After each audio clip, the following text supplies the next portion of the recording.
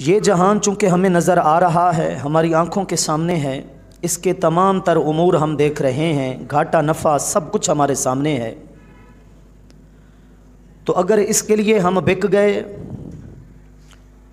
और सारे के सारे इसी के ही हो गए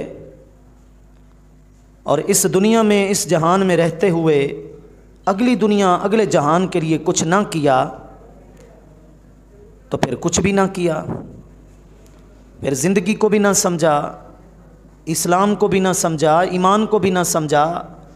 बास बादल मौत, यानी मौत के बाद दोबारा ज़िंदा होने का जो एक अहम और इम्तियाज़ी अकीदा है, उस अकीदे के खद्दो खाल न समझे, उस अकीदे के तकाज़े न समझे।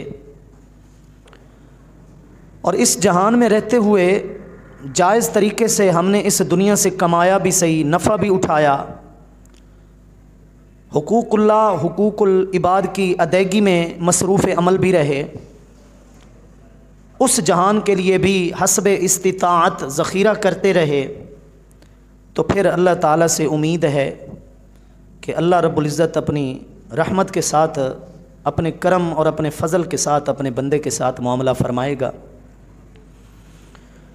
तो ईमान है या बंदे के पास कोई इल्म है, दानिश है, समझ बूझ है, उसका आगाज़ इसी सबक के समझने पर मौकूफ़ है।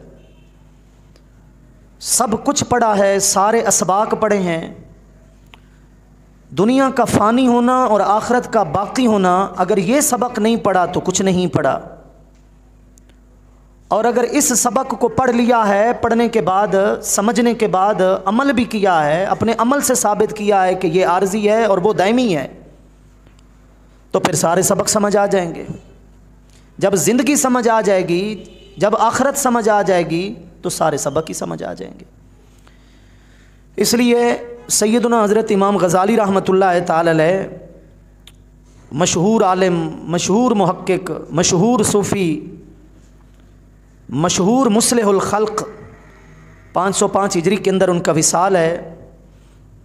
अपनी तर्ज़ में वो बेमिसाल आलिम दीन थे, जिन्होंने हर अंदाज़ में खल्क़त की इस्लाह फरमाई है, हर अंदाज़ में। वो फरमाया करते थे कि अक़ल्लुल इल्मी बल अक़ल्लुल ईमानी अन यारिफ़ अन्न दुनिया फ़ानिया व अन्नल उक़बा बाक़िया। कम से कम जो इल्म का मेयार है, कम से कम जहाँ से ईमान का आगाज़ होता है, मोमिन को कम से कम जितना समझ लेना चाहिए, जान लेना चाहिए, वो पहला सबक ये तो है कि उसे कम अज़ कम इतना तो इल्म हो, उसके ईमान का कम अज़ कम इतना तो तकाज़ा हो कि वो इस दुनिया को फ़ानी समझे और आखिरत को बाकी समझे। तो ये आगाज़ है हमारे इल्म का, हमारे ईमान का, हमारे दीन का, ये आगाज़ है, ये पहला सबक है, ये क़ैदे की पहली तख्ती है। इस तख्ती को अच्छे तरीके से पढ़ने और समझने वाला आगे भी बआसानी सारे असबाक समझ लेता है। तो इसलिए जैसे हम ख़ुद को मुसाफिर कहते हैं, बहुत सारी बातें हैं जो समझने के लिए होती हैं, कहने के लिए होती हैं लेकिन कम, समझने के लिए होती हैं लेकिन ज़्यादा। ये अलग बात है और अफसोस की बात है कि जिससे समझना ज़्यादा था, कहना कम था, वो बात कही ज़्यादा जा रही है, समझी कम जा रही है। कि जैसे हम ख़ुद को मुसाफिर कहते हैं, जब तक हम ख़ुद को मुसाफिर समझेंगे नहीं, अपने अमल से, अपने किरदार से, अपनी ज़बान से, अपने मामलात से, लेन देन से अगर नज़र ना आया कि वाकई हम इस जहान को फ़ानी समझते हैं, दुनिया को आर्जी समझते हैं, अपने आप को एक सांस का मज़दूर समझते हैं, तो फिर कहने और समझने में जो बहुत बड़ा फ़र्क है, वो फिर हमसे लोग समझ लेंगे कि जो कहा जा रहा है वो समझा नहीं जा रहा। हालांकि ये कहने की कम बात है, ये समझने की ज़्यादा बात है। और जिस अंदाज़ में समझाई गई है कुरान और सुन्नत में, किताब और सुन्नत में, कुरान और हदीस में, जिस तर्ज से इस सबक को पढ़ाया गया है, समझाया गया है, वो भी अपनी मिसाल आप है।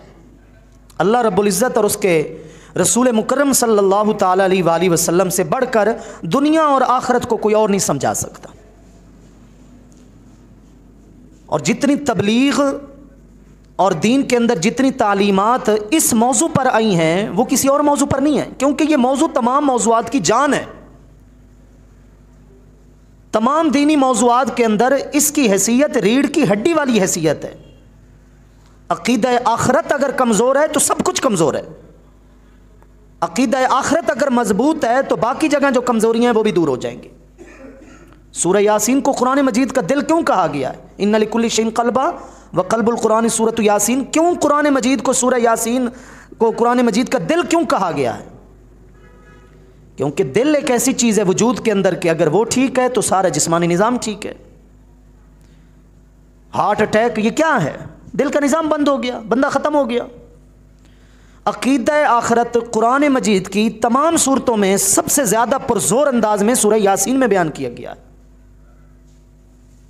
ऐसे ऐसे बराहीन क़ातिआ, ऐसे ऐसे दलाइल के साथ, अक़ली दलाइल के साथ समझाया गया अक़ीदा आखरत सूरह यासीन में। फिर उस सूरह यासीन को कुरान मजीद का दिल कहा गया है कि अगर तुम्हारा अक़ीदा आखरत ठीक है, तुमने सूरह यासीन को समझ लिया है तो अक़ीदा आखरत को समझ लिया, और अक़ीदा आखरत को समझ लिया है तो तमाम अक़ायद को तुमने समझ लिया है।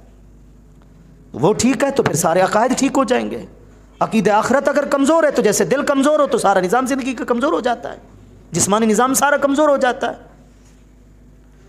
तो इसलिए आखरत को समझना, दुनिया में रहते हुए आखरत के लिए कुछ करना, तबीयत पे जबर करते हुए आखरत वाले आमाल इस दुनिया में करना, ये सबसे बड़ी और अव्वलीन पहचान और ज़िम्मेदारी है मुसलमान और मोमिन की। आप अलैहिस्सलातु वस्सलाम ने देखें इस मुसाफिर की जो मिसाल हमें समझाई है ना, फरमाया दुनिया भी एक सवारी है और आखरत भी एक सवारी है। बस फ़र्क ये है कि एक राहिलतुन ज़ाहिबतुन है और दूसरी राहिलतुन क़ादिमतुन है। दुनिया की सवारी भी चल रही है, आखरत की सवारी भी चल रही है। सफ़र पे दोनों सवारियां गामज़न हैं, सफ़र दोनों का रवां दवां है, दोनों सवारियां महावे सफ़र है। दुनिया की सवारी जा रही है और आखरत की सवारी आ रही है। अगर आप एक सड़क पे जा रहे हैं तो जो सवारियां आ रही हैं उसका सामना भी तो आपको करना है ना, उसके पास से भी तो आपको गुजरना है। तो फरमाया बस यही फ़र्क है कि दुनिया की सवारी जो जा रही है और आखिरत की जो सवारी आ रही है, दोनों को आपस में मिलना ज़रूर है, दोनों का आमना सामना ज़रूर होना है। और हमें एक सवारी से, गाड़ी से उतरकर दूसरी सवारी पर चढ़ना ज़रूर है। जब एक सवारी रुक जाए, गाड़ी ख़राब हो जाए, तो फिर गाड़ी दूसरी आती है, उससे उतरकर उसके ऊपर चढ़ना पड़ता है। यहाँ हमारे बस में नहीं होगा कि कब उतरना है और कब चढ़ना है। जब रब को मंजूर होगा हमने इस सवारी की सीट को छोड़ना है और उस सवारी की सीट को पकड़ लेना है। वो सफ़र आरामदेह है, उस सफ़र में आरामदेह कोई सीट मिलने वाली है या नहीं, ये रब जाने, ये उसकी रहमत ने और हमारे आमाल ने फैसला करना है। सवारी बदलना ज़रूर है हमें। यहाँ अपनी मर्जी कर सकते हैं कि सवारी बदलें या ना बदलें, लेकिन जिस सवारी को आखिरत की सवारी कहा गया है उसमें हमारी नहीं चलने वाली। इज़ा जा अजलहुम ला यस्ताखिरून साअतम वला यस्तक़दिमून। वो तो फिर वो मामला है कि जब मुद्दत आ जाती है ना इस सवारी को छोड़ने की, इस सवारी से उतरने की, इस जहान को अलविदा कहने की, जब मुद्दत आएगी तो ना तो एक घड़ी, एक लम्हे के लिए ना आगे को जा सकता है ना कोई पीछे हट सकता है। वो मौका होगा कि जब कहा जाएगा कि अब सवारी बदलो। तुम्हारा वक्त ख़त्म हो चुका है कि तुमने जो इस सवारी पे सफ़र करना था वो कर चुके। अब ये जो सवारी आ रही है, अब इसके ऊपर तुमने चढ़ना है। किस मजबूत फ़िक्री अंदाज में हमें दुनिया और आखिरत का मामला आप अलैहिस्सलातु वस्सलाम ने एक सवारी की मिसाल से समझा दिया। इसलिए नबी मुकर्रम सल्लल्लाहु अलैहि वसल्लम ने न सिर्फ समझाया है, न सिर्फ इस ज़िंदगी और इस जहान को सवारी और सफ़र से ताबीर करके बताया है, बल्कि अपनी ज़िंदगी गुजार कर, अपनी ज़िंदगी बिता कर हमें दिखाया भी है और समझा दिया है कि कहने और समझने में जो फ़र्क है वो सामने होना चाहिए।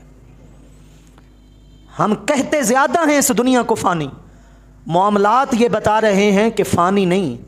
शायद कोई हमारे पास कोई बहुत बड़े सबूत हैं, प्रूफ हैं, हमारे लिए कोई जनाब एस्टीमेट हैं, हमारे पास जनाब कोई दस्तावेज़ात हैं, मुस्तनद कागजात हैं कि हमने हमेशा के लिए यहीं पे रहना है। ये तो हमारे अमल बता रहे हैं, ये तो हमारी ज़बानें बता रही हैं, ये तो हमारे आपस के मामलात बता रहे हैं। कहने को कह देते हैं जी पल का भरोसा नहीं है, जी सांस का भरोसा नहीं है।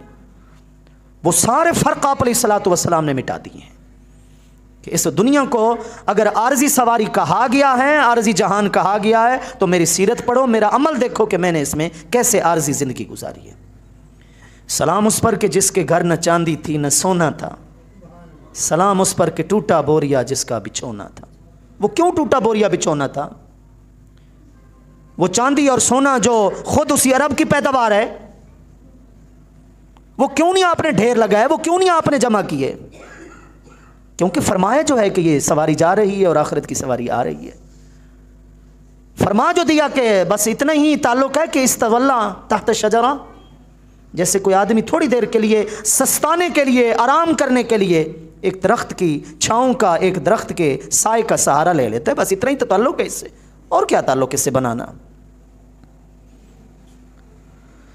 तो ये अंदाज़ जो आप अलैहिस्सलातु वस्सलाम की ज़बान मुबारक से है हमारे सामने है, या आप अलैहिस्सलातु वस्सलाम की सीरत तय्यबा का पहलू हमारे सामने है, ये बड़ा बेहतरीन एक सबक है ज़िंदगी गुजारने के लिए, बेहतरीन ज़ब्त है हयात है, बेहतरीन निसाब है कि अगर इसको सामने रखते हुए ये चंद रोज़ हमने मुश्किलात में, थोड़ी तकालीफ़ में, थोड़े मुश्किल वक्त में अगर हमने गुजार लिए और दुनिया को इसी हैसियत से समझते रहे और आखिरत के लिए कुछ ना कुछ करते रहे, तो फिर सुकून ही सुकून है। वो सुकून जो हमसे वापस नहीं लिया जाएगा, वो ताकतें, वो क़ुव्वतें जो हमसे वापस छीनी नहीं जाएंगे, वो मजबूती, वो पायदारी जो फिर कमज़ोरी में नहीं बदलेगी। वरना अल्लाह रब्बुल इज़्ज़त ने इस जहान के नापायदार होने के, कमज़ोर होने के, आर्जी होने के जो नज़ारे हमें दिखाए हैं, बाहर दिखाए हैं, अंदर दिखाए हैं, कायनात में दिखाए हैं, हमारी अपनी अंदर की कायनात में दिखाए हैं। अल इंसानु आलमुन सगीरुन, इंसान खुद भी एक छोटा जहान है, इंसान खुद भी एक छोटा जहान है, पूरे का पूरा जहान है।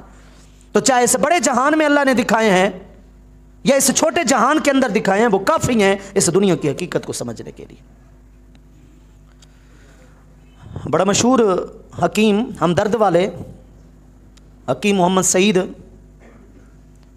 जो गवर्नर भी रहे सूबा सिंध के, शहीद कर दिए गए, उसने अपनी तहरीर में ये एक बात लिखी कि हमारी बरे सगीर पाक व हिंद का सबसे बड़ा पहलवान, गामा पहलवान, जिसका असल नाम तो गुलाम मोहम्मद था, गामा पहलवान 1960 के अंदर वो फौत हुआ और लाहौर में पीर मक्की कब्रिस्तान के अंदर वो मदफून है।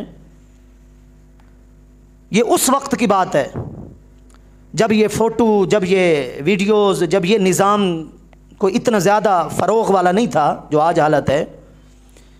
तो लोग उसकी कमर के ऊपर हाथ रख कर फ़ोटो खिंचवाना भी अपना बहुत बड़ा एजाज़ समझते थे। और बुज़ुर्गों, मेरे पास उसकी वो तस्वीर है, उसको देखकर पता चलता है कि क्या अल्लाह ने इसको सियत और जान दी और ताकत दी। उसकी कमर की पमाइश करते रहे, इतना बड़ा पहलवान, नाकाबिल शिकस्त पहलवान। बरतानिया के बहुत बड़े रेसलर ने, पहलवान ने चैलेंज किया था और चंद सेकंडों के अंदर ही उसने नीचे उसको गिरा दिया था। इतना बड़ा पहलवान, उसकी तो खुराक भी हम पढ़ लें या सुन लें तो मेरे ख्याल में तो लोग मानेंगे नहीं, ये तो हम मानते नहीं है जनाब, इतना एक बंदा कहा जाता है, लेकिन वो खाता था। ऐसी ताकतें, लेकिन वो जिस्म है ना, ये दुनिया है ना, ढलना तो था। वो सूरज जो जोबन पे आया है, अब ढल रहा है ना जनाब, 12 बजे के बाद वो ढल रहा है ना, और बिल आखिर थोड़ी देर के बाद नजर आएगा, आंखों से उजल हो जाएगा। और जो तुलू हुआ है, ठीक है, वो जोबन पे भी आया है, जवानी पे भी आया है, सर पे भी आया है, तपिश भी उसकी ऐसी आई है कि बर्दाश्त नहीं हो पा रही थी, कुछ साया ढूंढ रहे थे।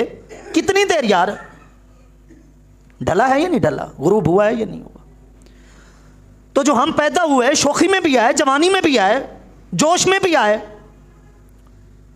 तो टखनों को और घुटनों को खड़कना भी है या नहीं खड़कना, ढीला पड़ना है या नहीं पड़ना, कमज़ोर होना है या नहीं होना, वो रफ्तार अधूरी होनी है या नहीं होनी, होनी है। तो हकीम सईद कहता है कि वही गामा पहलवान जब मैं उसकी इयादत करने गया, अपने बदन से मक्खी नहीं उड़ा सकता था। जिसने बड़े बड़े पहलवानों को हाथ से गिराया, वो अपने हाथ से अब मक्खी नहीं उड़ा सकता था। उसको दवा वाली जो प्याली थी वो मैंने उठाकर उसको दी थी। तो ये इस छोटे जहान के अंदर उरूज को जो जवाल आना है वो समझाया गया या नहीं समझाया गया? ये रोजाना जो सूरज चढ़ता है और हम देखते हैं, इसका जवाल और इसका गुरूब होना, ये रोजाना हमें समझाया जा रहा है या नहीं समझाया जा रहा? तो मैंने कहा कैनात चाहे हमारे अंदर है या कैनात बाहर है, वो बड़ा जहान है या ये छोटा जहान है, समझाया गया है कि ये उरूज है और इसको जवाल लाजिम होना है। ये दुनिया की हकीकत है बस।